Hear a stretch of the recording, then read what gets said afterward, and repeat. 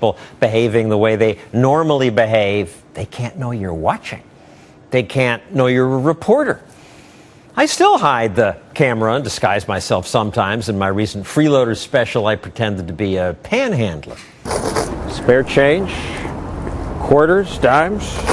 I don't think people would have given money to John Stossel, so I disguised myself. Now, I don't go undercover much these days. Now, other people, younger people generally do it. People like James O'Keefe. We welcome you.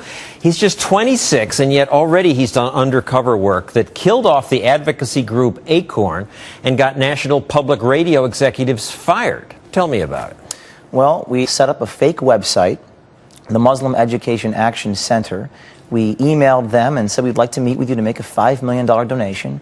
We met them in a fancy Washington, D.C. restaurant, and we taped, using a hidden camera, the chief financial officer for NPR speaking to us for 2 hours candidly, talking about his views on Juan Williams, about Jewish control of the media, about anti-intellectualism in America, and how middle Americans are stupid, and Republicans and Tea Partiers being racist.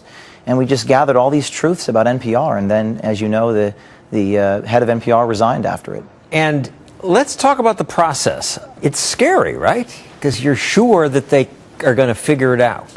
Yeah, it takes creativity and courage, and we think that that's something lacking in the mainstream media. Other reporters refuse to go into these groups, and an institution like ACORN is an institution tied to the President of the United States and the White House, and Obama was an attorney for ACORN.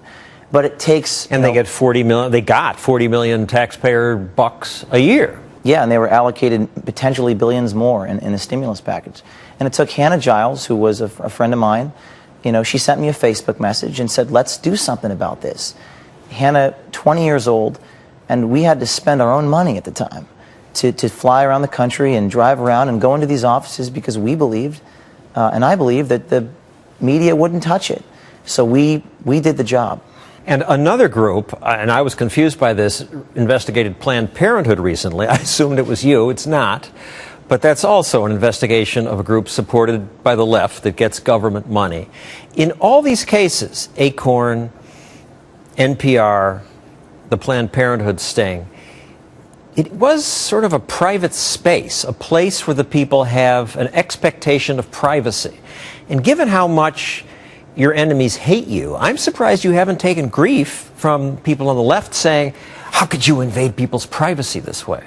But you haven't really. Well, I don't believe it is a violation of anyone's expectations of privacy. In the ACORN offices, these were public buildings, sometimes with even children standing around, and they were meeting with strangers to talk about business-related matters. But they don't expect that this quiet meeting with a stranger is going to be broadcast all over the world. Well, I believe that you simply don't have an expectation of privacy when you're meeting with, when you're discussing business matters.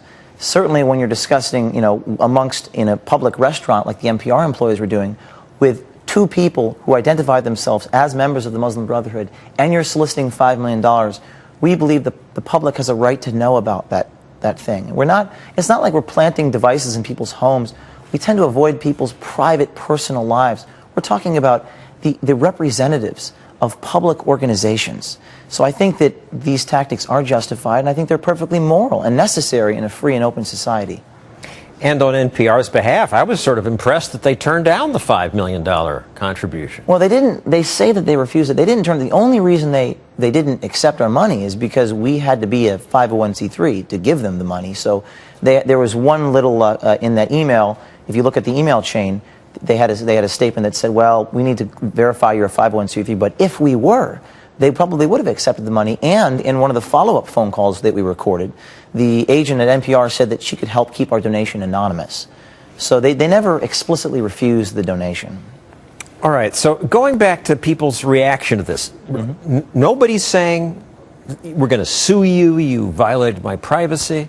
Because I came from ABC, where we had to go through layers of lawyers to do any of this stuff, and they did an investigation of Food Lion. They claimed the food wasn't properly treated, and they got sued, and they lost because they misrepresented themselves on their resume. And you did. You said you were a pimp, but nobody's suing you?